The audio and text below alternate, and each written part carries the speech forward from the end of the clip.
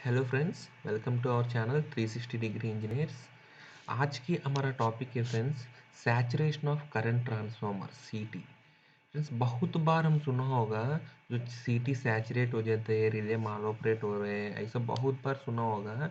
लेकिन एक्चुअली जो सीटी सैचुरेट होते हैं करंट ट्रांसफार्मर में, अगर सैचुरेशन का मतलब क्या है, वो सैचुरेशन होने के टाइम पे सीटी कैसे बिहेव करते हैं, वो सारे डिटेल्स हम इस वीडियो में पता कर लेंगे फ्रेंड्स। चलो फ्रेंड्स, शुरू करेंगे हमारा वीडियो।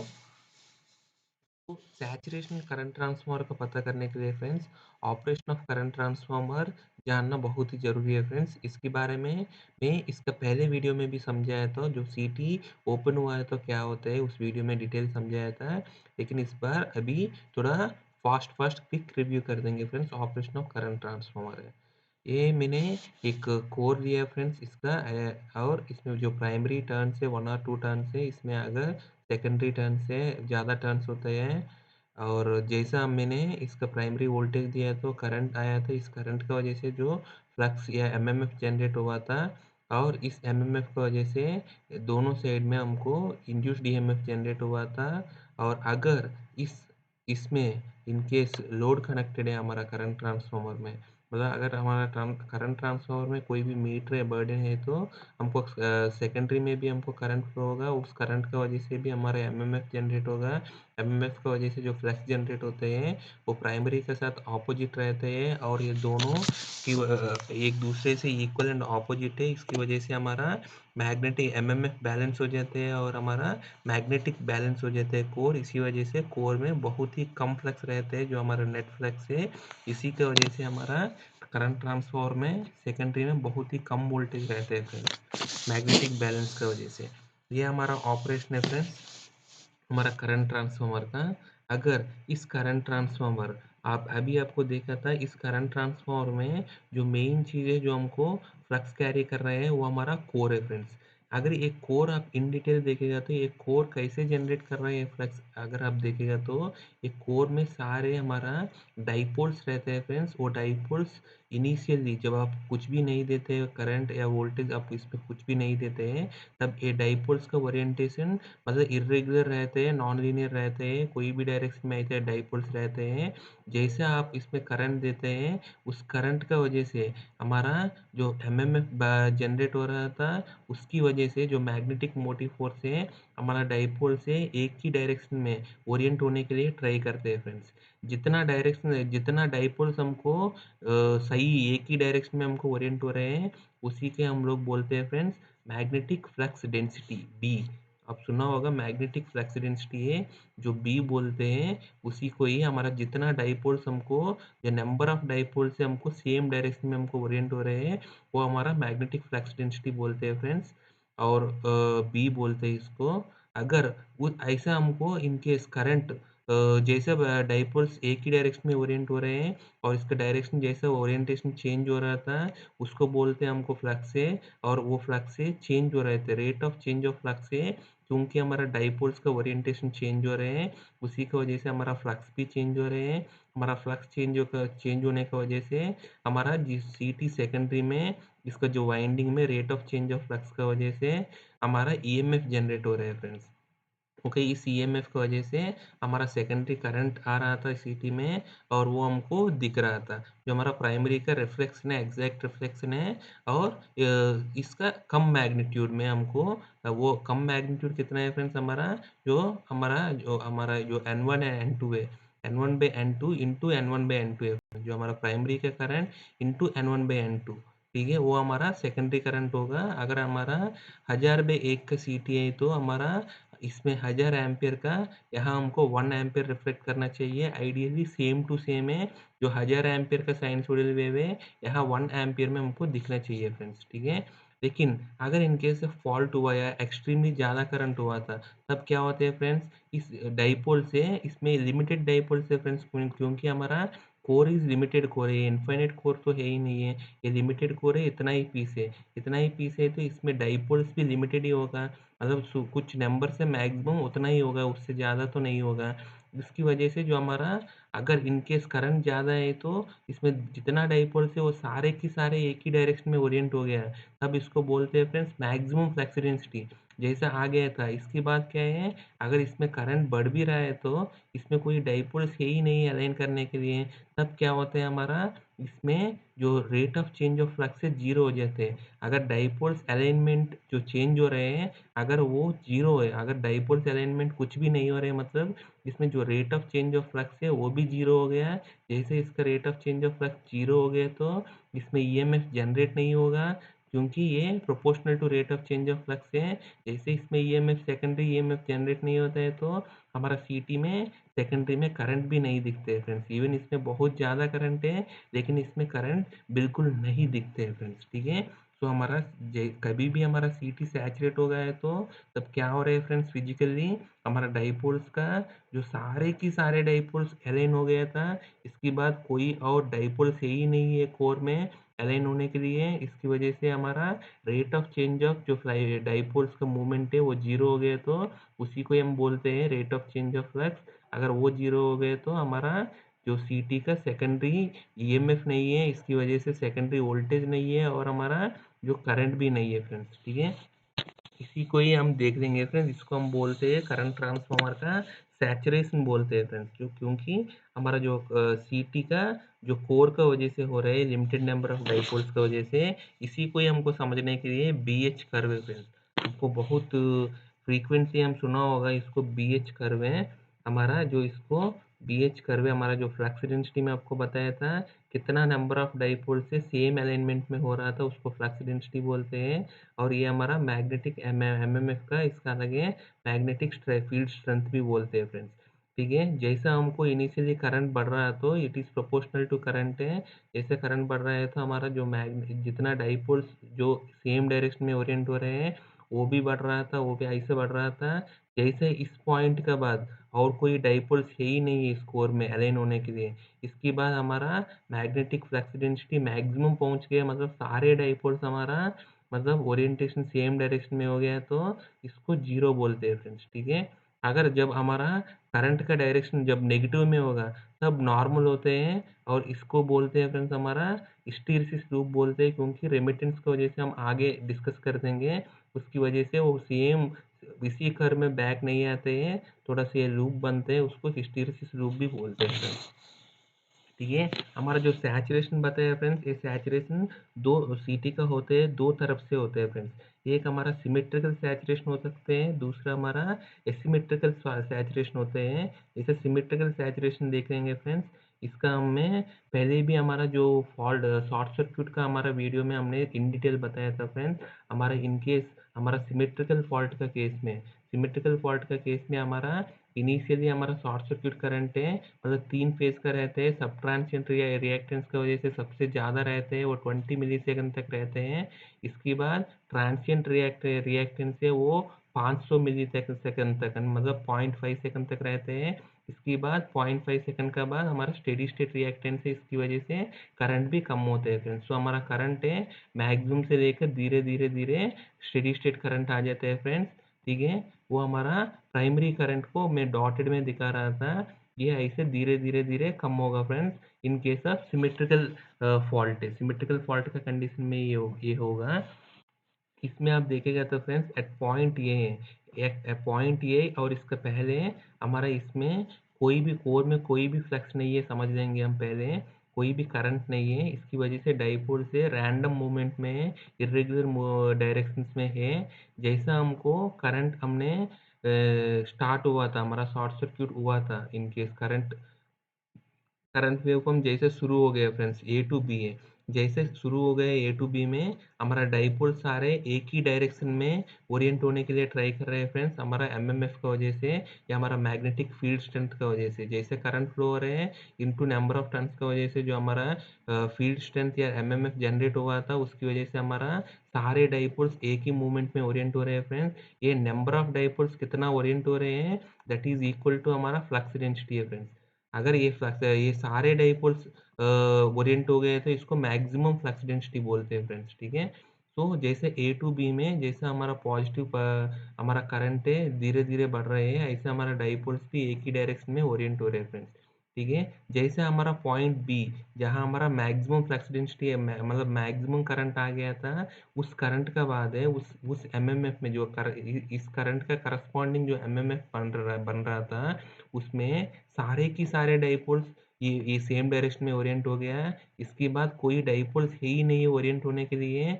इसके बाद क्या हुआ फ्रेंड्स, डाइपोल्स का जैसे इसका ओरिएंटेशन का मूवमेंट जीरो हो गया, मतलब डाइपोल्स का ओरिएंटेशन को ही हमारा फ्लक्स बोलते हैं फ्रेंड्स। जैसे डाइपोल्स का ओरिएंटेशन जीरो हो गया मीन्स हमारा चेंज ऑफ फ्लक्स जीरो हो गया यहाँ इस पोजीशन में, पोजीशन बी में, यहाँ पोजीशन बी में चेंज ऑफ फ्लक्स जीरो हो गया फ्रेंड्स।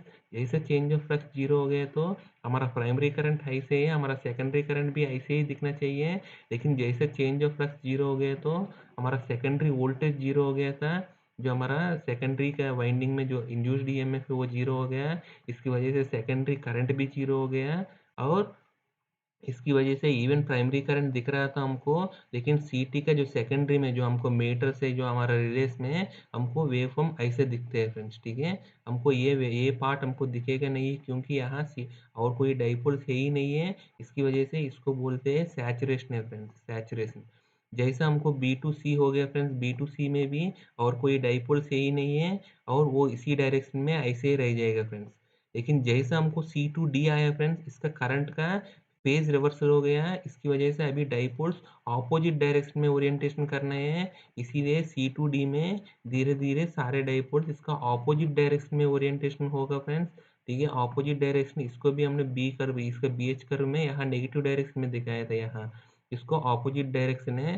तो जैसे ऑपोजिट डायरेक्शन में इसका ओरिएंट हो रहा था सी टू डी में, और जैसे ही हमारा पॉइंट डी नेगेटिव में जो मैक्सिमम करंट आया है, तब हमारा रिवर्स डायरेक्शन में भी सारे के सारे डाइपोल्स ओरिएंटेशन हो गया था। इसका इस कंडीशन में भी हमारा कोई भी चेंज ऑफ फ्लक्स नहीं होगा।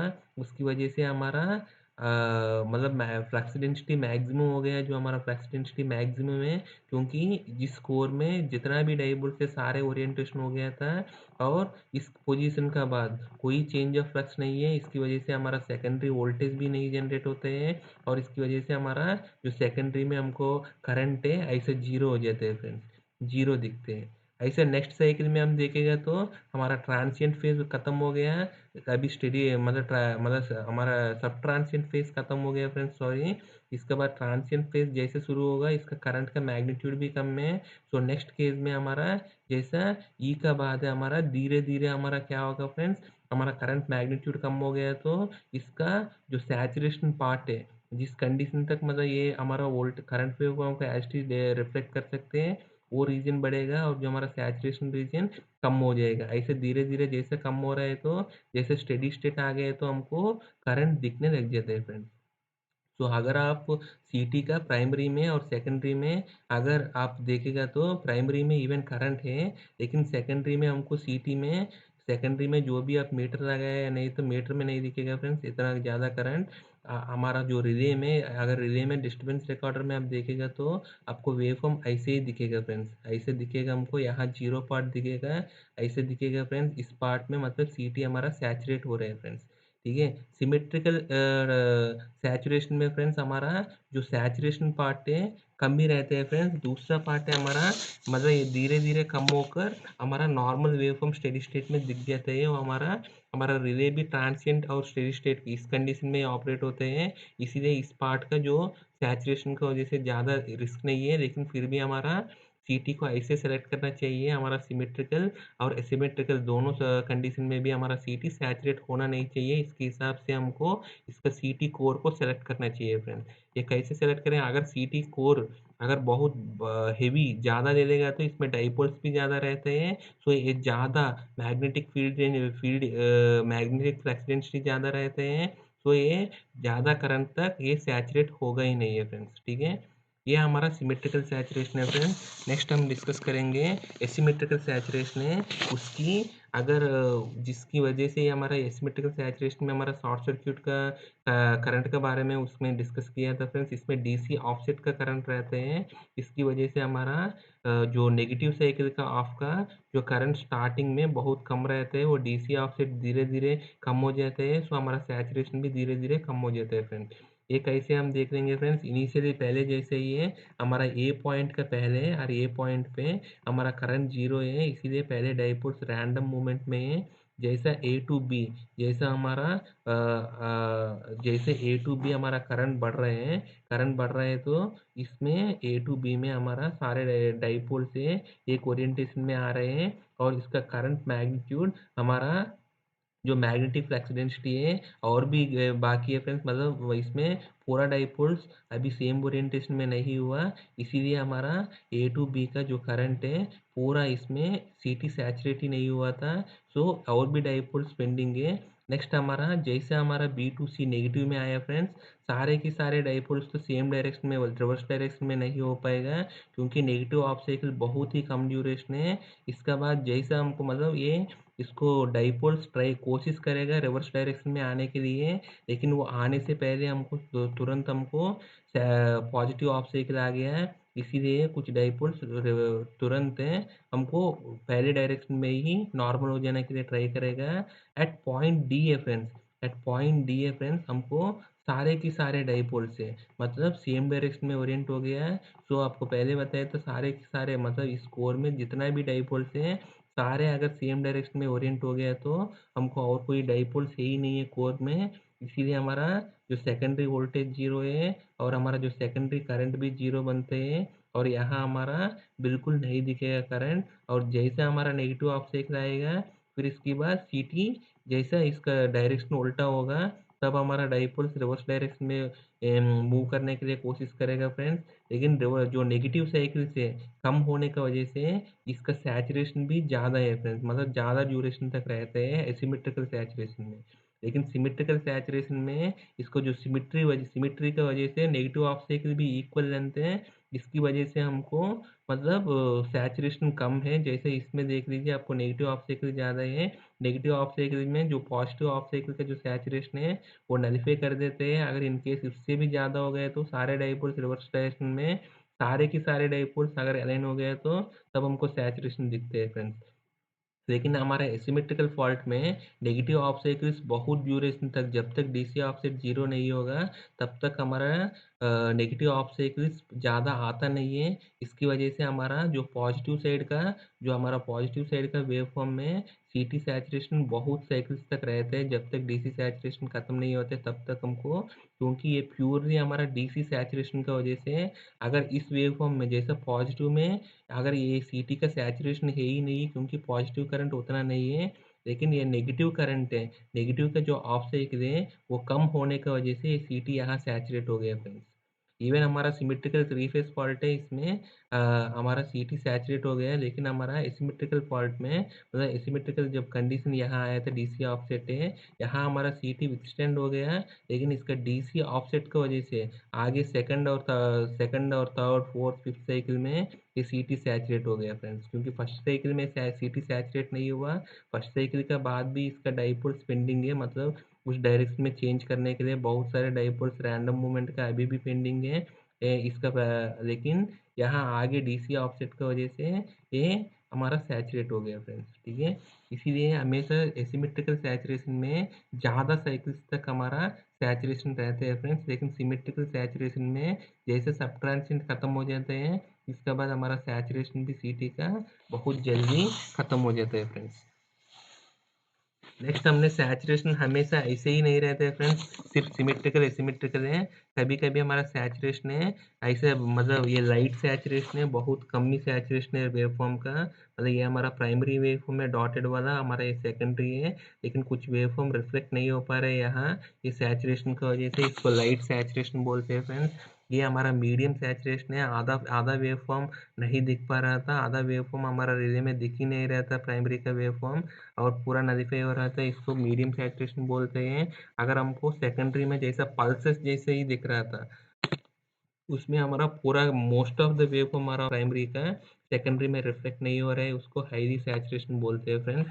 ठीक है, अगर हम इस सैचुरेशन का करंट है फ्रेंड्स, ये लोड के हिसाब से भी डिपेंडेंट है, सीटी का जो लोड का बर्डन के हिसाब से। अगर ये रेसिस्टिव लोड है तो फ्रेंड्स जैसे ये सीटी यहाँ सैचुरेट हो गया था, सारे की सारे फ्लक्स मतलब डाइपोल्स यहाँ खत्म हो गया, जो ओरिएंटेशन सारे के सारे डाइपोल्स हो गया, तो यहाँ हमारा सीटी सैचुरेशन हो गया, तो इसमें हमारा क्या हो रहा था, सेकेंडरी वोल्टेज जीरो, तो सेकेंडरी करंट भी रेसिस्टिव लोड है तो तुरंत जीरो हो जाएगा फ्रेंड्स। ठीक है, तुरंत जीरो हो रहा था और तुरंत चेंज भी हो रहा था। अगर in case of inductive load में resistive and resistive inductive load combination है, तो ये इंडक्टेंस का नेचर की वजह से ये करंट इमीडिएटली खत्म नहीं होगा, मतलब धीरे धीरे कम होगा। लेकिन ये करंट कैसे जाएगा मैं आपको आगे जो इक्विवेलेंट सर्क्यूट में समझा देता हूँ। बेसिकली ये करंट पाथ फ्लो होगा हमारा, जो हमारा जो कोर का इम्पीडेंस है, जो मैग्नेटिक इम्पीडेंस हम जो रिफ्लेक्ट करते हैं, उसमें ये फ्लो होगा फ्रेंड्स।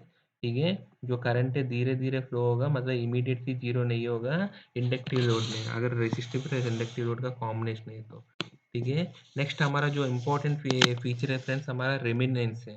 जो रेमिनेंस है, कभी भी हमारा करंट जीरो हो गया फ्रेंड्स, कभी भी हमारा कोर में करंट जीरो हो गया, तो जो डाइपोल्स जो डायरेक्शन में ओरिएंट हो गया फ्रेंड्स, वो डाइपोल से सारे के सारे नॉर्मल रैंडम मूवमेंट में नहीं जाते फ्रेंड्स, कुछ डाइपोल से उसी डायरेक्शन में रह जाते हैं। इवन हमारा जो मैग्नेटिक फील्ड इंटेंसिटी है, जो हमारा एमएमएफ है, वो जीरो भी हो गया, करंट जीरो हो गया, इसकी वजह से हमारा जो मैग्नेटिक एमएमएफ है नहीं, वो भी जीरो हो गया है। अगर वो जीरो होने का बाद भी हमारा कुछ डाइपोल से उसी डायरेक्शन में रह जाते हैं, उसको परमानेंट मैग्नेट होने का मतलब इसका थोड़ा मैग्नेटिक प्रॉपर्टी है ये, उसको बोलते हैं रेमिनेंस है। इट इज लाइक मेमोरी है फ्रेंड्स, मैग्नेटिक मेमोरी है। जो पहले है कुछ कुछ डाटा इसका, जो पहले जो हमको करंट जा रहा है, इसकी वजह से जो एमएमएफ जनरेट हुआ था, उसकी वजह से कुछ डाइपोल्स हमारा जो डायरेक्शन है पहले जैसे ही रह रहा था, उसको रेमिनेंस बोलते हैं फ्रेंड्स। इसी के वजह से हमारा जो पीएच कर्व में हमको जो रिवर्स है, जो पॉजिटिव साइकिल के बाद जब नेगेटिव जा रहा था, तब हमारा सेम कर्व फॉलो नहीं हो रहा था, क्योंकि इसका मेमोरी की वजह से ही है। इसको बोलते हैं हमारा रेमिनेंस है फ्रेंड्स। ये रेमिनेंस की वजह से हमारा सैचुरेशन का इफेक्ट कैसे बढ़ता है हम देख लेंगे फ्रेंड्स। यहाँ आप देख लीजिए फ्रेंड्स, जैसा हमारा करंट वेव फॉर्म है, जैसा हमने बंद कर दिया था कोई मशीन को या सीटी का, अब इसमें बिल्कुल करंट नहीं है।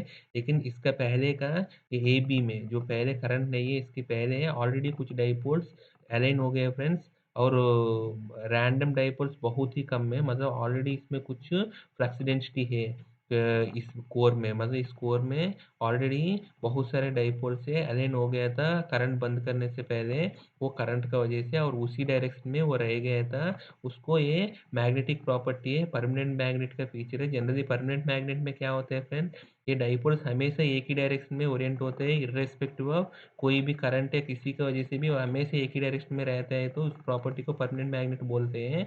लेकिन हमारा जो कोर है ये इलेक्ट्रोमैग्नेट जैसे बिहेव कर रहा है, क्योंकि हम जब भी हम करंट दे रहे हैं, तभी हमको डाइपोल्स एक डायरेक्शन में आ रहे हैं, वो मैग्नेट जैसे बिहेव कर रहा था। जैसे करंट जीरो हो रहा है तो वो जीरो हो जाना चाहिए, लेकिन वो डाइपोल्स का मूवमेंट कुछ डाइपोल्स है उसी डायरेक्शन में रह रहे हैं, उसको रेमनेंस प्रॉपर्टी बोलते हैं फ्रेंड्स। इसकी वजह से क्या हो रहा है फ्रेंड्स, पहले ऑलरेडी कुछ डाइपोल्स उस डायरेक्शन में रह गया था, अगर हमने करंट दे दिया था, हमारे पास बहुत कम डाइपोल्स है वो इरेगुलर मूवमेंट का, वो भी अभी सेम डायरेक्शन में आने के लिए ट्राई करेगा। लेकिन वो बहुत पहले ही मैक्सिमम पीक करंट आने से पहले ही है, हमको एट बी सी में एट सी का लोकेशन में ये सारे की सारे डाइपोल्स एक डायरेक्शन में आ गया था, जो कोर का लिमिटेड कैपेसिटी की वजह से कोर का सारे की सारे डाइपोल्स अलाइन हो गया था। यहाँ हमारा बिल्कुल फ्लक्स मतलब मैक्सिमम फ्लक्स डेंसिटी रीच हो गया हमारा इस कोर का, पर्टिकुलर कोर का। सो इसकी वजह से हमारा क्या हो गया, हमारा बिल्कुल डाइपोल्स का मूवमेंट है ही नहीं है, सो हमारा फ्लक्स का rate of change of flux नहीं है, हमारा सेकेंडरी वोल्टेज जीरो है और सेकेंडरी करंट जीरो। इसीलिए हमारा सी टू डी का पार्ट में फ्रेंड्स हमारा वही ओरिएंटेशन रहेगा, हमारा वेव फॉर्म में हमारा सेकेंडरी का करंट देखेगा तो रिले में आपको बिल्कुल जीरो दिखेगा। लेकिन जैसा आपको रिवर्स डायरेक्शन होगा फ्रेंड्स, रिवर्स डायरेक्शन में इसका डाइपोल्स रिवर्स डायरेक्शन में ओरिएंट होने के लिए ट्राई करेगा, और जैसा हमको ई टू एफ भी आते हैं फ्रेंड्स, सारे के सारे मतलब रिवर्स डायरेक्शन में ओरिएंटेशन होने के लिए ट्राई करेगा। जैसे एफ टू जी है, फिर से हमको फॉरवर्ड डायरेक्शन में ओरिएंटेशन देने के लिए ट्राई करेगा और ये कंटिन्यू हो जाएगा फ्रेंड्स। और इसीलिए हमारा फर्स्ट वेव फॉर्म में, ये फर्स्ट वेव फॉर्म में आपको सैचुरेशन दिखने लग गया था, क्योंकि ये ओरिजिनली सैचुरेशन होगा नहीं है, क्योंकि रेमिनेंस का फीचर की वजह से कुछ डाइपोल्स ऑलरेडी हमको मिस हो गए थे अलाइनमेंट। अगर सारे के सारे डाइपोल्स रैंडम मूवमेंट है, अगर उसको अलाइन करना है तो उसके लिए ज़्यादा हमको एमएमएफ चाहिए, ज़्यादा करंट पे ही वो सैचुरेट होगा। लेकिन ऑलरेडी इसका जो मेमोरी की वजह से, लाइक हमारा पेन ड्राइव, आप समझ समझ लीजिए फ्रेंड्स, अगर आपका 1 GB पेन ड्राइव है, आपका ऑलरेडी 500 MB ऑलरेडी फिल्ड है, इसमें आप 500 MB फिल कर सकते हैं। लेकिन अगर ऑलरेडी वो एम्प्टी पेन ड्राइव है तो आप फुल फुल 1 GB भी फिल कर सकते हैं। ऐसे ही हमारा रेमिनेंस के फीचर की वजह से पहले का डाटा ऑलरेडी है, इसकी वजह से हमारा डाइपोल्स, जो हमारा एग्जिस्टिंग डाइपोल्स है जो उसको अलाइन करने के लिए, वो डाइपोल्स कम हो गया है। उसकी वजह से जो फर्स्ट पॉजिटिव साइकिल ऑफ हमारा करंट वेव फॉर्म है जो हमको रिले में, वो हमको कुछ part of the wave form में हमको सीटी सैचुरेशन की वजह से हमको मिस हो जाते हैं फ्रेंड्स। ये रेमिनेंस का वजह से फ्रेंड्स, इवन आप कभी भी, आप कोई भी रिले में आप टेस्ट करेगा तो फ्रेंड्स फर्स्ट फर्स्ट ऑफ से एक रिले आपको दिखता नहीं है फ्रेंड्स सही से, एक पल्स जैसे ही दिखते हैं और ऐसे ही दिखते हैं, कुछ पार्ट ही दिखते हैं रेमिनेंस का फीचर की वजह से। ये रेमिनेंस कितना ज़्यादा है तो मतलब अगर ये 80% है तो most of the wave form दिखेगा नहीं है, एक पल्स जैसे ही दिखेगा। अगर रेमिनेंस 20% है तो थोड़ा वेव फॉर्म ज़्यादा दिखेगा, ऐसे डिपेंड्स है फ्रेंड्स। ठीक है फ्रेंड्स। और इवन आईईसी में भी एक स्टैंडर्ड में भी क्लियरली लिखा है फ्रेंड्स, इसका जो टेस्ट करने का टाइम पे, मतलब most of the current transformers में इसका रेमिनेंस है, इसका करंट बंद होने के बाद भी इसका 80% ऑफ डाइपोल से उसी डायरेक्शन में ओरिएंट हुआ है फ्रेंड्स। मतलब इसका जो मैक्सिमम फ्लक्स डेंसिटी से 0.8 times of maximum flux density है, इसका रेमिनेंस जैसा इसका कोर का अंदर रह गया था, इवन बंद करने के बाद मोस्ट ऑफ द सिटीज़ में रह गए हैं फ्रेंड्स। ठीक है, ये रेमिनेंस के इफेक्ट की वजह से आपको हमेशा फर्स्ट ऑफ साइकिल है वो आपको मोस्टली हमारा सीटी सैचुरेशन फर्स्ट ऑफ साइकिल में दिखेगा, लेकिन आगे से नहीं दिखेगा friends. In case most of the relay से, मतलब बेसिकली ये सेंस करने में फर्स्ट ऑफ साइकिल में बहुत मुश्किल होगा, लेकिन हमारा फॉल्ट का करंट भी ये बहुत ही मुश्किल होगा फ्रेंड्स। ये सीटी का क्या दिक्कत है सैचुरेशन की वजह से, सीटी का सैचुरेशन की वजह से रिले में जो सेंसिंग में या रिले का जो प्रोटेक्शन में क्या फ़र्क पड़ता है, वो आगे वीडियोस में हम इन डिटेल समझ लेंगे फ्रेंड्स। ठीक है। नेक्स्ट हमारा फ्रेंड्स, जैसा हमने इक्विवेलेंट सर्क्यूट देख लेंगे फ्रेंड्स सीटी का। अभी तक हम देख रहा था फिजिकली क्या है देख लिया फ्रेंड्स, अभी इक्विवेलेंट सर्क्यूट देख लेंगे।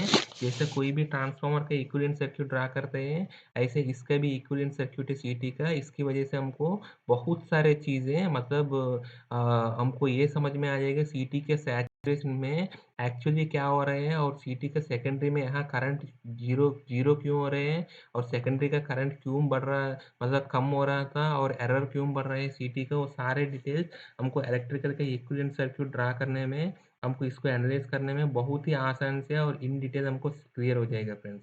अगर इसका सीटी का इसका इक्विवेलेंट सर्क्यूट ड्रा किया तो प्राइमरी करंट को हमको एक करंट सोर्स जैसे ड्रा किया था, और करंट सोर्स से जैसा हमको मल्टीपल, मतलब इसको जैसा, मैं हमेशा जो ट्रांसफॉर्मेशन रेशियो उसको याद नहीं रखता हूँ फ्रेंड्स।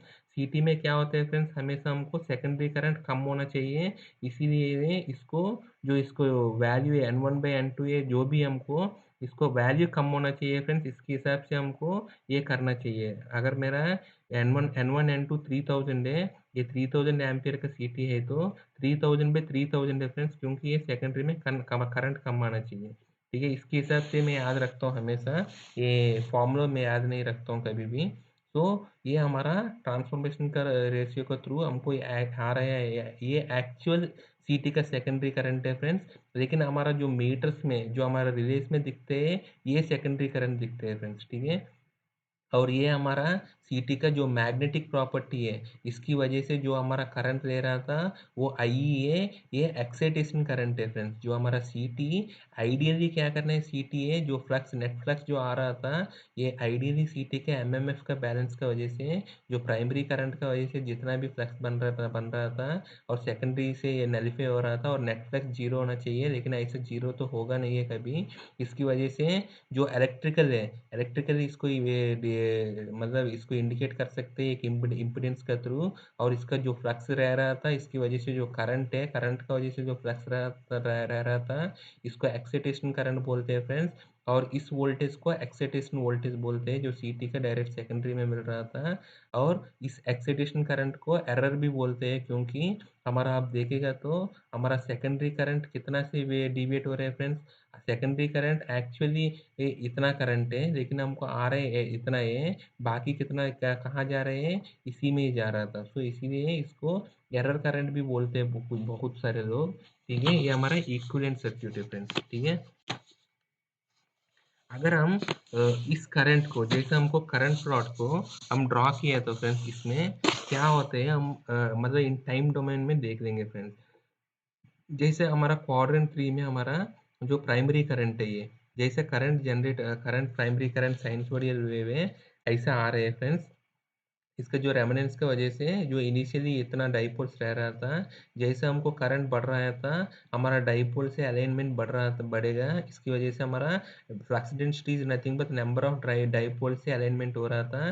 जैसे हमारा करंट बढ़ रहा है तो नंबर ऑफ डाइपोल से अलाइनमेंट बढ़ते हैं धीरे धीरे, और ऐसे ऐसा जो पॉजिटिव ऑफ साइकिल में पूरा डाइपोल्स अलाइन होने के लिए ट्राई करेगा एक ही डायरेक्शन में पॉजिटिव ऑफ साइकिल में। ठीक है फ्रेंड्स, ये हमारा मैक्सिमम फ्लक्स डेंसिटी है T3 है। जैसे नेगेटिव ऑफ साइकिल होते हैं, हमारा डाइपोल इसका डायरेक्शन रिवर्स करने के लिए ट्राई करेगा, ये हमारा नेगेटिव ऑफ साइकिल है फ्रेंड्स। ठीक है, ऐसा हम इसी टाइम पे हम लोग यहाँ हमारा जो आई है एक्साइटेशन करंट है जो सीटी का, अगर हम देखेगा तो फ्रेंड्स जैसा हमारा करंट बढ़ते हैं धीरे धीरे, हमारा जैसे करंट धीरे धीरे बढ़ते हैं, इसका डाइपोल्स का जो हमारा डाइपोल्स का मूवमेंट भी, जो अलाइनमेंट भी बढ़ते हैं, इसकी वजह से हमारा एक्साइटेशन करंट भी बढ़ते हैं फ्रेंड्स धीरे धीरे धीरे धीरे। और जैसा हमारा सीटी अगर सैचुरेट होगा फ्रेंड्स, यहाँ जैसा सीटी सैचुरेट होगा, यहाँ जो लीनियर पार्ट है इसको लीनियर पार्ट बोल रहा था, और ये भी यहाँ लीनियर पार्ट है। इस लीनियर पार्ट के बाद क्या हो रहा है, सैचुरेशन स्टार्ट हो रहा था। इस part is no more linear part है फ्रेंड्स। यहाँ जैसे स्टार्ट हो रहे हैं, ऐसे यहाँ भी स्टार्ट होगा ये सैचुरेशन। जैसे सैचुरेशन स्टार्ट होगा तो जो हमारा एरर करंट है, हमारा सीटी क्या हो रहा है, हमारा प्राइमरी का जो करंट है, सेकेंडरी करंट बिल्कुल जीरो हो रहे हैं। मतलब जो करंट कहाँ जा रहे हैं फ्रेंड्स, सीटी का जो प्राइमरी की वजह से सेकेंडरी बना था, जैसे यहाँ आप देख लेगा तो जब सीटी इलेक्ट्रिकली है, जब अब सीटी सैचुरेट होगा तो हम फिजिकली देख लिया था, यहाँ हमको करंट जीरो आ रहा था, क्योंकि ये वीएस नहीं है। जब हम इलेक्ट्रिकली इसको कैसे जस्टिफाई करेंगे फ्रेंड्स, अगर इसमें करंट आ रहे हैं, ठीक है, ये इक्विवेलेंट सर्क्यूट है इलेक्ट्रिकल को समझने के लिए फ्रेंड्स। फिजिकली तो हमको समझ में आ गया था, यहाँ वोल्टेज क्यों, यहाँ करंट क्यों जीरो होगा सीटी का सेकेंडरी में फॉल्ट का कंडीशन में। अगर ये सीटी सैचुरेट हो गया है तो प्राइमरी करंट फ्लो हो रहे हैं, लेकिन सेकेंडरी में जीरो क्यों हो रहे हैं, हमको फिजिकली आपको समझ में आ गया था मैग्नेटिक फ्लक्स का फिलॉसफी के हिसाब से। अभी इलेक्ट्रिकल का फिलॉसफी से आप इसको जीरो कैसे करेंगे फ्रेंड्स, इसके अक्रॉस ऐसे कोई इम्पिडेंस है, उसको हम वो शॉर्ट होने की वजह से ही हमको इसको जीरो होगा फ्रेंड्स, है ना। इसको इलेक्ट्रिकल टेक्नोलॉजी में बात करेंगे तो ऐसे ही होना चाहिए, क्योंकि ये करंट सोर्स है, ये हमारा ट्रांसफॉर्मेशन रेशियो फिक्स्ड है, तो इसकी वजह से जो भी हमारा करंट जनरेट होता है वो भी फिक्स्ड है। अगर वो करंट इसमें जीरो हो रहा है, इसमें जा नहीं रहे, मतलब इसमें जा रहे हैं, और इसीलिए ये इम्पिडेंस है, वेरिएबल इम्पिडेंस है, ये सीटी का करंट का हिसाब से ये हमारा एक्साइटेशन करंट लेते हैं फ्रेंड्स। ठीक है, तो हमारा बेसिकली ये शॉर्ट हो रहा है या इसका इम्पीडेंस बहुत ही कम हो रहे हैं, इसकी वजह से सारे की सारे करंट इसी में जा रहे हैं, और इसमें करंट बिल्कुल नहीं जा रहे, इसी वजह से हमको इसमें करंट दिख नहीं रहे थे इलेक्ट्रिकली आप देख लेगा तो हमको क्या हो रहे हैं, सारे की सारे जैसे आपको सैचुरेशन स्टार्ट होते हैं, सारे जितना हमको पहले हमको सीटी में करंट दिख रहा था सेकेंडरी में, वो सारे के सारे करंट हमको एक्सीटेशन करंट में दिखेगा। और जैसे नेगेटिव ऑफ साइकिल में जैसे इसका सैचुरेशन खत्म हो जाते हैं और नॉर्मल दिखेगा फ्रेंड्स। ठीक है, ठीक है फ्रेंड्स, ये हमारा बी एच कर्व पहले भी देखा फ्रेंड्स। अगर ये बी एच कर्व को बहुत इंटरेस्टिंग चीज़ है, अगर इस पॉइंट को और इस पॉइंट को जो फ्लक्स डेंसिटी का और इसका एक्सीटेशन करंट को आप एक्स्ट्रापोलेट करेगा तो जो पॉइंट से हमको मिलते हैं फ्रेंड्स, ऐसे सारे पॉइंट्स को आप एक्स्ट्रापोलेट करेगा, जैसे इस पॉइंट को यहाँ इस लाइन को एक्स्ट्रापोलेट किया है और इस लाइन को एक्स्ट्रापोलेट किया है, यहाँ एक पॉइंट मिला है, ऐसे नेक्स्ट पॉइंट को ऐसे एक्स्ट्रापोलेट किया था, दोनों को एक पॉइंट मिला था, ऐसे नेक्स्ट लाइन को एक्स्ट्रापोलेट किया था, एक पॉइंट मिला था, ऐसे मैक्सिमम वाला का एक्स्ट्रापोलेट मिला, एक पॉइंट मिला था। अगर ये सारे पॉइंट्स को प्लॉट करेगा तो जो मिलते हैं फ्रेंड्स, ये हमारा बी एच कर्व है फ्रेंड्स। ठीक है, ये हमारा BH कर्व है, या इसको BH कर्व भी बोल सकते हैं। ये हमारा जो एक्साइटेशन वोल्टेज का कर्व है फ्रेंड्स। अगर एक्साइटेशन करंट जैसे इसका एक्साइटेशन करंट माना तो इस एक्साइटेशन करंट का वजह से जो हमारा एक्साइटेशन वोल्टेज कैसे बन रहा था, ठीक है, एक्साइटेशन करंट का वजह से जो एक्साइटेशन वोल्टेज कैसे बन रहा था, ये इसका वे मतलब इसका प्लॉट है फ्रेंड्स। ओके, अगर इस प्लॉट में देखेगा तो जैसे एक्साइटेशन करंट धीरे धीरे जो सैचुरेशन रीजन मतलब जैसे ये लीनियर रीजन है, ये लीनियर रीजन में जितना एक्साइटेशन करंट बढ़ता है तो उतना सेकेंडरी वोल्टेज बढ़ते हैं फ्रेंड्स। ओके, प्रोपोर्शनली बढ़ रहा था।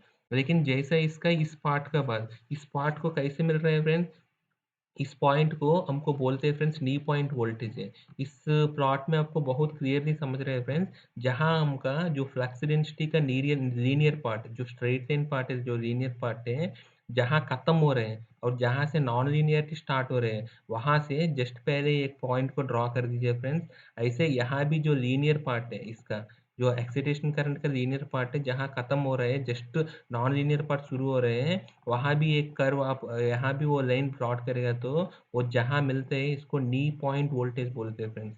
नी point voltage is nothing but जहाँ हमारा मतलब लीनियरिटी पार्ट खत्म हो गया, मतलब यहाँ का बाद यहाँ तक इस पॉइंट मतलब इस सेकेंडरी वोल्टेज तक नी पॉइंट वोल्टेज है, इस वोल्टेज तक हमारा CT प्राइमरी का जितना भी करंट आपका वेव फॉर्म दिख रहा है, जो प्राइमरी का वेव फॉर्म है, ऐसे सेकेंडरी में सेम टू सेम हमको रिफ्लेक्ट करा सकते हैं, मतलब सेम दिखा सकते हैं। लेकिन जैसा इसका वोल्टेज है, जो सेकेंडरी वोल्टेज है, नी पॉइंट से ऊपर गया तो ये प्रोपोर्शनली नहीं दिखेगा, मतलब जैसे प्रोपोर्शनली नहीं दिखेगा क्योंकि सैचुरेट हो गया था ये, तो हमको प्रोपोर्शनैलिटी में मतलब मेंटेन नहीं होता है नो मोर। सो उस पॉइंट के बाद हमको CT जैसे सैचुरेट हो गया तो हमको करंट मतलब रिफ्लेक्ट नहीं होगा फ्रेंड्स, जैसे ये दिख रहा था ऐसा हमको दिखेगा नहीं है। जो मतलब जो हमारा प्राइमरी करंट है ऐसा हमको दिखता नहीं है, क्योंकि वो इलेक्ट्रिकली आप देखेगा तो वो एक्साइटेशन करंट में जा रहा था, हमारा सेकेंडरी में जा नहीं रहा फ्रेंड्स। ठीक है, तो इनडायरेक्टली हमको ये भी पता चल गया फ्रेंड्स, नी पॉइंट वोल्टेज है, knee point voltage is nothing but जिस वोल्टेज है मतलब जो लीनियर रीजन ऑफ वेवफॉर्म है, जो हमारा जहाँ खत्म हो रहे हैं या हमारा सैचुरेशन रीजन जहाँ से स्टार्ट हो रहा था बस जस्ट शुरू हो रहा था, उस पॉइंट को हम नी पॉइंट वोल्टेज बोलते हैं फ्रेंड्स। ठीक है, अगर हमने उसी को ही अगर हमारा CT को एक्साइटेशन करंट और एक्साइटेशन वोल्टेज है, या हम टेस्ट भी कर सकते हैं फ्रेंड्स। हमारा करंट ट्रांसफार्मर का जो टेस्टिंग में एक अलग वीडियो बना देंगे फ्रेंड्स, इसमें इस प्लॉट को कैसे ड्रा करते हैं मैं आपको बता देता हूँ। अभी के लिए हम ये समझ लेंगे फ्रेंड्स, ये हमारा मल्टी रेशियो का CT है, उस मल्टी रेशियो का CT में इस 300/5 का टैप में ऐसा हम करंट मतलब एक्साइटेशन करंट और वोल्टेज का वेव फॉर्म ड्रॉ किया था, और ऐसे 2000/5 का टैप में ऐसे ड्रॉ किया फ्रेंड्स। ठीक है, अगर इसमें एक 45 डिग्रीज का लाइन ड्रॉ करेंगे, उस लाइन जहाँ टच कर रहे हैं और इसको एक टेंजेंट ड्रा करेगा तो जो यहाँ टच करते हैं उसको भी नी पॉइंट वोल्टेज बोलते हैं फ्रेंड्स। इससे भी हम नी पॉइंट बता सकते हैं इसका नी पॉइंट कितना है। जैसे इसका नी पॉइंट अभी कितना है फ्रेंड्स, ये अराउंड 200 का आसपास है, इसका नी पॉइंट वोल्टेज है 200 वोल्ट तक। मतलब इस CT 200 वोल्ट है, इसका जो सेकेंडरी का वोल्टेज है 200 वोल्ट तक ये लीनियर है, मतलब 200 वोल्ट सेकेंडरी का जब तक 200 वोल्ट बनेगा तब तक ये प्राइमरी का जो भी वेव फॉर्म है वो सेकेंडरी में एज इट इज रिप्लिकेट करेगा। मतलब ये प्राइमरी में CT का प्राइमरी में जो भी करंट का वेव फॉर्म ये दिखते हैं वो एज इट इज हमको सेकेंडरी में इसका वेव फॉर्म दिखेगा। लेकिन जैसे ही इसका सेकेंडरी का वोल्टेज 200 वोल्ट से ऊपर जाते हैं, फिर हमको जो प्राइमरी का वेव फॉर्म में रेप्लिकेट नहीं होते हैं सेकेंडरी का वेव फॉर्म में, वही आपको सैचुरेशन में बताया था मैंने, कुछ वेव फॉर्म मिस हो जाते हैं फ्रेंड्स। ठीक है, इसी को ही हमने हमारा इलेक्ट्रिकल सर्क्यूट में अभी समझ लेंगे फ्रेंड्स। फिजिकली तो आप समझ गया था, अभी इलेक्ट्रिकल सर्क्यूट में आप समझ ले तो यहाँ हमारा आप समझ लीजिए एक पॉइंट हम समझ लेंगे, यहाँ 0.01 है, और इस टैप में हम समझ लेंगे फ्रेंड्स 0.01 का एक्साइटेशन करंट में हमको वोल्टेज कितना बन रहा है फ्रेंड्स, हमको 60 वोल्ट का आसपास बन रहा है। ये हमारा 60 वोल्ट है ना फ्रेंड्स, 60 वोल्ट का आसपास बन रहा है। तो हमारा जो सेकेंडरी वोल्टेज है 60 वोल्ट है, जो हमारा जो CT का सेकेंडरी वोल्टेज जो हमारा टर्मिनल्स में CT का मिल रहा था वो 60 वोल्ट है, और इसका जो एक्साइटेशन करंट है हमारा 0.01 है फ्रेंड्स। ओके, ऐसे इसका 60 वोल्ट है और इसका ये हमको सेकेंडरी का लोड बर्डन हमको पता है, वो हमारा IEEE में भी जो क्लास ऑफ बर्डन मतलब लोड स्टैंडर्ड लोड बर्डन दिया है फ्रेंड्स, हम अभी समझ लेंगे। ये 4 ओम है, अगर ये बर्डन हमको पता है तो हमको इसमें करंट पता है हमको, ये मतलब वोल्टेज पे ये इम्पीडेंस करेगा तो हमको हमको करंट दिख गया था, जो एक्चुअली रिले में कितना करंट दिख रहा था वो 15 एम्पियर है। अगर ये एक्साइटेशन करंट प्लस ये करेगा तो ये 15.01 एम्पियर। तो अभी आपको समझ में आ गया, एक्चुअली ये प्राइमरी का करंट का वजह से ये सीटी करंट दिखना चाहिए 15.01, लेकिन इस कोर का वजह से सीटी का जो कोर का प्रॉपर्टी का वजह से ये हमको सेकेंडरी में दिख रहा था 15 एम्पीयर रेफरेंस। जो एरर हमारा कितना है फ्रेंड्स 0.01 है, वो हो रहा था कोर का प्रॉपर्टी की वजह से, वो 0.01 को ही हमको एक्साइटेशन करंट बोल रहा है फ्रेंड्स। इसी को ही मैं पहले भी बताया था एरर करंट भी बोलते हैं फ्रेंड्स। तो यहाँ से हमारा सीटी का एरर भी पता चल गया फ्रेंड्स। अभी हमने इन केस नेक्स्ट ये हमारा नॉर्मल रेंज लीनियर रीजन में हमने इसको ड्रॉ किया फ्रेंड, मतलब इसमें हमको समझ गया था। अगर लीनियर रीजन में आप देखेगा तो फ्रेंड्स यहाँ हमारा एक्साइटेशन करंट है 0.01 है, हमारा सेकेंडरी वोल्टेज 60 वोल्ट है। अगर 60 वोल्ट में 0.1 करेगा तो हमारा एक्साइटेशन का जो इम्पीडेंस कितना है फ्रेंड्स, एक्साइटेशन जो इम्पीडेंस है हमारा 6000 ओम है फ्रेंड्स। सो हमारा ये 6000 ओम है, ये 4 ओम है। सो हमारा ये रेजिस्टेंस बहुत ही कम है, हमारा करंट हमेशा लो रेजिस्टेंस पाथ को प्रेफर करेगा।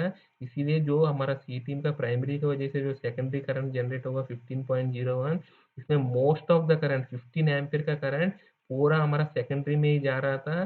तो ये वेव फॉर्म है जो लीनियर रीजन में जो ऑलमोस्ट जो प्राइमरी जैसा आ रहा था उसको एज इट इज इसको रिप्लिकेट कर रहे हैं फ्रेंड्स सेकेंडरी में, ये लीनियर रीजन में। अभी हम एक सैचुरेशन का पॉइंट में इसका वेव फॉर्म कैसे दिखते हैं वो भी हम समझ लेंगे फ्रेंड्स। जैसे सैचुरेशन का पॉइंट में मतलब यहाँ मैं समझ रहा हूँ, यहाँ 10 एम्पियर का एक्साइटेशन करंट लिया मैंने, 10 एम्पियर का एक्साइटेशन करंट में इसका वोल्टेज है 496 वोल्ट है इसका।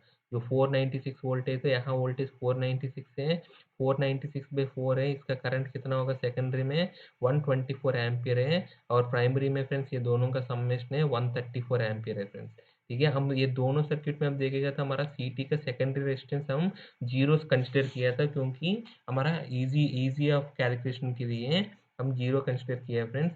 अभी आप देखेंगे तो फ्रेंड्स हमारा एक्साइटेशन करंट है 10 एम्पियर है, और हमारा एक्साइटेशन वोल्टेज है 496 वोल्ट है। तो अगर हम डिवाइड करेगा तो फ्रेंड्स 49.6 ओम का हमारा एक्साइटेशन का इम्पीडेंस है फ्रेंड्स। तो अभी आप देखेगा तो ये एक्साइटेशन इम्पीडेंस 49.6 है, पहले तो बहुत ही ज़्यादा एक्साइटेशन इम्पीडेंस है, इसीलिए नेग्लिजिबल करंट है। लेकिन ये हमारा कंपेरेबल इम्पीडेंस है फ्रेंड्स, इससे कंपेयर करें तो लोड से, तो इसीलिए हमारा थोड़ा ज़्यादा करंट ही 10 एम्पियर हमारा एरर करंट है, इसमें जा रहा है फ्रेंड्स। ठीक है, जैसा आप देख लिया फ्रेंड्स, हमारा सीटी जैसा लीनियर रीजन से जैसा क्रॉस हो रहा है लीनियर रीजन में इसका एरर बहुत कम है। जो हमारा सेकेंडरी में जो दिख रहा था प्राइमरी की वजह से जो सेकेंडरी एक्चुअली बनना चाहिए 134 एम्पियर है, लेकिन हमको रिले में 124 एम्पियर ही दिख रहा था। बाकी करंट इसका कोर का प्रॉपर्टी की वजह से हमको लॉस हो रहा है फ्रेंड्स। ये हमारा सीटी का एरर है 10 एम्पियर है। ठीक है, सो ये हमारा 10 एम्पियर है, इसमें चला गया फ्रेंड्स, जो ये इसको हम एरर भी बोल सकते हैं। तो जैसा हमको लीनियर रीजन में बहुत कम एरर है, लेकिन हम जैसा सैचुरेशन रीजन में जो नी पॉइंट वोल्टेज का बाद सेकेंडरी वोल्टेज नी पॉइंट वोल्टेज का बाद जैसा हमने क्रॉस कर दिया, नी पॉइंट वोल्टेज है 200 वोल्ट है, 200 वोल्ट के बाद कोई भी पॉइंट में हम क्रॉस कर दिया, इसका एरर भी बढ़ रहा था। एरर कैसे बढ़ रहा था फ्रेंड्स, क्योंकि इसका इम्पीडेंस है जो एक्साइटेशन वोल्टेज, एक्साइटेशन वोल्टेज में एक्साइटेशन करंट है, इसका जो एक्साइटेशन इम्पीडेंस है, जो हमारा इम्पीडेंस है वो धीरे-धीरे कम हो रहा था सैचुरेशन रीजन में, बहुत ही कम हो रहा है। अगर सीटी कंप्लीटली सैचुरेट हो गया तो वो एक्साइटेशन इम्पीडेंस कंप्लीटली सैचुरेट हो गया, मतलब क्या है फ्रेंड्स, हमारा एक्साइटेशन का जो इम्पीडेंस है बहुत ही कम है, मतलब ऑलमोस्ट ज़ीरो है एक्साइटेशन का इम्पीडेंस। उस कंडीशन में हमारा मोस्टली जितना भी हमारा प्राइमरी की वजह से करंट बन रहा था, वो पूरा की पूरा कोर में ही, मतलब कोर का इम्पीडेंस में ही, जो हमारा मैग्नेटिक इम्पीडेंस में ही फ्लो कर रहे हैं फ्रेंड्स। ठीक है, वो ये हमारा इलेक्ट्रिकल से भी समझ सकते हैं हम इसको।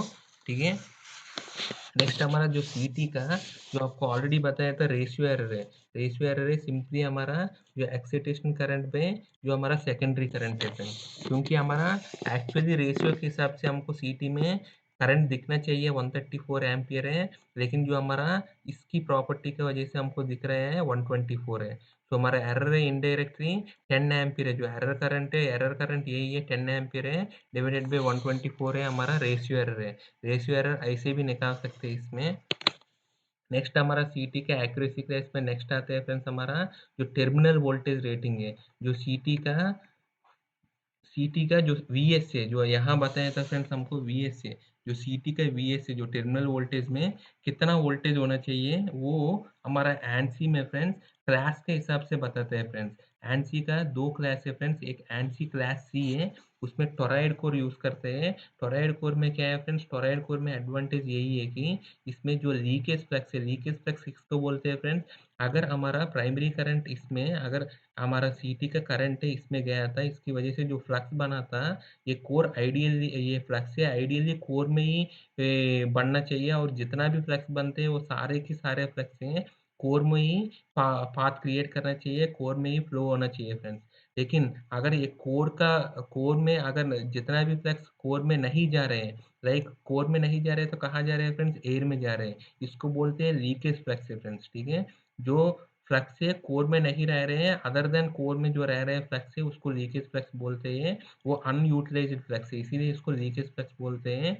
जो लेकिन टोरॉइड कोर में हमारा लीकेज फ्लक्स बहुत ही कम रहता है फ्रेंड्स, इसीलिए इसको एंटी क्लास सी ये बेस्ट क्लास ऑफ प्रोटेक्शन है, क्योंकि इसमें लीकेज फ्लक्स कम रहते हैं तो इसका एक्यूरेसी बहुत ज़्यादा रहता है, और इसका एरर है जो रेशियो एरर है कम रहते हैं फ्रेंड्स। ठीक है, ये हमारा जो ये इम्पीडेंस है, ये इम्पीडेंस भी एक कोर का हिसाब से ही चेंज होता है फ्रेंड्स। अगर हमारा air core transformer, air core का, ये तो पॉसिबल नहीं है एयर कोर का करंट ट्रांसफार्मर लेना, अगर आप एयर कोर का ट्रांसफार्मर लिया तो ये इम्पीडेंस इनफाइनाइट रहता है फ्रेंड्स, क्योंकि इसका जो लीकेज रिएक्टेंस है बहुत ही ज़्यादा रहते हैं, इसकी वजह से हमारा इम्पीडेंस भी बहुत ही ज़्यादा रहता है फ्रेंड्स। ठीक है, तो ये एनसी क्लास सी बोलते हैं। जो हमारा नॉर्मल ट्रांसफार्मर का कॉन्फ़िगरेशन है, इसमें क्या होता है फ्रेंड्स, इसमें जो लीकेज फ्लक्स होने का चांस ज़्यादा है, और इसको एनसी क्लास टी बोलते हैं। और ये मोस्टली हमारा करंट ट्रांसफार्मर ऐसे वाला यूज़ नहीं करते हैं, बार वाला हम मोस्टली यूज़ करते हैं, टोरॉइड वाला ट्रांसफार्मर यूज़ करते हैं, क्योंकि इसका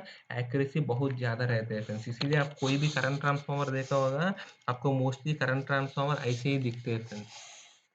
जो एनसी क्लास सी है, इसका जो एनसी क्लास सी में, एनसी में हमको C400 C500 इसके हिसाब से हमको टर्मिनल वोल्टेज बता सकते हैं फ्रेंड्स रेडीमेड। वो कैसे बता देंगे हम बता अभी डिस्कस करेंगे फ्रेंड्स। जो एनसी क्लास सी का इसका डेफिनेशन है फ्रेंड्स, जो सीटी है 20 टाइम्स ऑफ रेटेड करंट है। रेटेड करंट अगर लेकर गया था, उसमें इसका एरर है 10% का ऊपर नहीं होना चाहिए फ्रेंड्स। ठीक है, उसको हमारा जो एनसीक्लेस सी का जो सी का बगल नंबर है वो हमको बताते हैं फ्रेंड्स। ठीक है, तो इसका इनडायरेक्टली वो बताते हैं फ्रेंड्स, अगर सीटी का जो वीएस का सेकेंडरी वोल्टेज कितना ज़्यादा है तो फ्रेंड्स वो सीटी उतना ज़्यादा ड्यूरेशन तक हमको, या मतलब इतना ज़्यादा करंट में, मतलब अगर बीएस हमको ऐसा सेलेक्ट करना चाहिए, वो सीटी मतलब स्टेडी स्टेट में भी, सिमेट्रिकल फॉल्ट में भी, मतलब एसिमेट्रिकल फॉल्ट में भी पॉसिबल, लेकिन एसिमेट्रिकल फॉल्ट में तो मोस्टली सीटी सैचुरेट होते हैं, लेकिन स्टेडी स्टेट में और सिमेट्रिकल में तो ये सीटी सैचुरेट होना ही नहीं चाहिए। ठीक है फ्रेंड्स, अगर बीएस का रेटिंग अगर सीटी का ज़्यादा है तो वो सैचुरेट भी नहीं होगा फ्रेंड्स, क्योंकि इसका वीएस का रेटिंग कब ज़्यादा होगा फ्रेंड्स, अगर इसका आयरे जो इसका कोर है, इसका कोर को आप बढ़ा दिया, कोर को अगर आप बल्की कर दिया, तब इसका डाइपोल्स भी ज़्यादा रहते हैं, इसका फ्लक्स डेंसिटी भी ज़्यादा रहते हैं, इसकी वजह से हमारा इसका वीएस भी ज़्यादा रहते हैं फ्रेंड्स। ठीक है, so as per I triple standard reference जो हम ऑलरेडी बताए थे 20 टाइम्स ऑफ रेटेड करंट है, एनसी क्लास सी है, इसमें 10% एरर से ऊपर नहीं जाना चाहिए, लेकिन ये हमारा बर्डन है, स्टैंडर्ड बर्डन बोलते हैं फ्रेंड्स। ये स्टैंडर्ड बर्डन है आई ट्रिपल के हिसाब से, सीटी का जो सेकेंडरी का जो लोड में जो बर्डन है वो 1 ओम में, 2 ओम में, 4 ओम में एंड 8 ओम में फ्रेंड्स। तो ये 4 कैटेगरीज में इसका स्टैंडर्ड बर्डन दिया था, मोस्टली इसी के हिसाब से हमारा मोस्ट ऑफ द कैलकुलेशन इसी के हिसाब से होते हैं हमारा सीटी का कैलकुलेशन। सो हम इसके हिसाब से हमको ऑलरेडी हमको 20 टाइम्स ऑफ करंट भी आ गया, 20 टाइम्स ऑफ हमारा सेकेंडरी रेटेड करंट है, अगर 5 एम्पियर का सीटी है तो 20 टाइम्स ऑफ 5 एम्पियर है, और हमको सीटी का बर्डन भी आ गया, तो हमको सीटी का सेकेंडरी वोल्टेज भी हम निकाल सकते हैं फ्रेंड्स। जैसे हमको 5 एम्पीयर का सीटी का नॉर्मल करंट है तो हमको 20 इंटू 500 है इंटू जो हमारा सीटी का बर्डन जो हम रेसिस्टेंस मल्टीप्लाई करेंगे तो इसके हिसाब से हमारा जो स्टैंडर्ड सीटी का बर्डन सेकेंडरी वोल्टेज हो सकते हैं फ्रेंड्स C100 100 इंटू 1 ओम का रेजिस्टेंस है ऐसा 100 एम्पीयर 20 इंटू 5 100 एम्पीयर इंटू 2 ओम का रेजिस्टेंस में C200 ऐसा 100 इंटू 4 का C400 और C800 ये 100 बोलते हैं फ्रेंड्स हमारा VS है जो VS है कितना VS से कम है 10% एक्यूरेसी है VS ये इतना VS में हमको 10% एक्यूरेसी मिलते हैं फ्रेंड्स मतलब 10% सॉरी एरर मिलते हैं रेशियो एरर ठीक है फ्रेंड्स 90% एक्यूरेसी है रिवर्स बताया था मैंने सो बेसिकली ये है फ्रेंड्स इसके हिसाब से हमको जैसे हमको एनसी का क्लास बताते हैं इससे हमको हमको पता चल जाता है फ्रेंड्स ये वी है इसका एक्यूरेसी मतलब इसका एरर है 10% है अप टू इतना सेकेंडरी वोल्टेज तक है फ्रेंड्स ठीक है ये प्रोटेक्शन का सीटी क्रैश में हमको मोस्टली देते हैं फ्रेंड्स सो इससे आपको पता चल गया था C400 का एक्यूरेसी क्रैश अगर आप एग्जांपल ले लिया तो उसमें 5 एम्पियर का सीटी मींस ये 10% से ऊपर हमारा एक्साइटेशन करंट है जो आई है एरर मतलब एक्साइटेशन करंट है रेशियो एरर वो आई है मतलब इससे ऊपर नहीं जाएगा ठीक है फ्रेंड्स सो हम अगर इक्विवेलेंट सर्किट में हम ड्रा करते हैं तो हमारा C400 मतलब 400 हमारा VS सेकेंडरी है 400 वोल्ट है और C400 मतलब हमारा बर्डन है 4 ओम है ठीक है फ्रेंड्स 4 ओम का हमारा बर्डन है सो इसका करंट होगा 100 एम्पियर सेकेंडरी का 400 वोल्ट पे 4 ओम ठीक है फ्रेंड्स हमारा रेशियो एरर हम बता दिया था 10% है ठीक है इतना वोल्टेज में हमारा एरर 10% होगा मतलब इसका 10% कितना है फ्रेंड्स 10 एम्पीयर है फ्रेंड्स 100 एम्पीयर का 10% है 10 एम्पीयर इसमें फ्लो होगा हमारा जो एक्चुअल सेकेंडरी करंट है सीटी का वो 100 प्लस 10 है 110 एम्पीयर ठीक है फ्रेंड्स सो हमारा जो 10% एरर मतलब फ्रेंड्स सीटी का प्राइमरी की वजह से जो करंट बन रहा था 110 एम्पीयर है वो 110 एम्पीयर करंट हमको सिर्फ सेकेंडरी का रिले में हमको 100 एम्पीयर ही दिख रहे हैं बाकी 10 एम्पीयर हमको दिख ही नहीं रहा था ये इसका सीटी का एरर है फ्रेंड्स ठीक है अगर ये C400 है ये बता दिया फ्रेंड्स ये C400 है इसका BS secondary voltage rated secondary voltage में आपको बताया था 10% एक्यूरेसी के लिए लेकिन इन case of multi ratio current transformer से फ्रेंड्स जिसमें आपको पहले वीडियो में बताया था मल्टी रेशियो करंट ट्रांसफॉर्मर्स में अगर इसका टर्न्स कम हो रहा है तो इसका जो EMF पर टर्न तो कांस्टेंट है फ्रेंड्स जो ये VS सेकेंडरी रेटिंग है EMF का पर टर्न के हिसाब से डिजाइन है डिसाइड किया था अगर आपको मल्टी रेशियो ट्रांसफॉर्मर में आप अगर कम रेशियो में आप आएगा तो इसको भी प्रोपोर्शनली कम करना चाहिए फ्रेंड्स फॉर एग्जांपल अगर C400 का लिया था आपने इन केस आपका सीटी रेशियो है 1200 बाई 5 का सीटी रेशियो है लेकिन आप 600 बाई 5 का टैप में यूज कर रहे हैं तो C400 बनेगा फ्रेंड्स इन C200 का बनेगा फ्रेंड्स मतलब ये अगर 1200 बाई 5 का सीटी रेशियो का आप 600 बाई 5 का टैप में यूज कर रहे हैं मतलब ये 600 बाई 5 का सीटी जैसे यूज कर रहे हैं तो आपको जो मैक्सिमम सेकेंडरी वोल्टेज है 10% एक्यूरेसी मेंटेन करने के लिए वो 200 वोल्ट ही है फ्रेंड्स क्योंकि वो C400 का सीटी C200 बन गया फ्रेंड्स ठीक है ये हमारा आज की टॉपिक है फ्रेंड्स थैंक यू फ्रेंड्स हमारा साथ आगे बना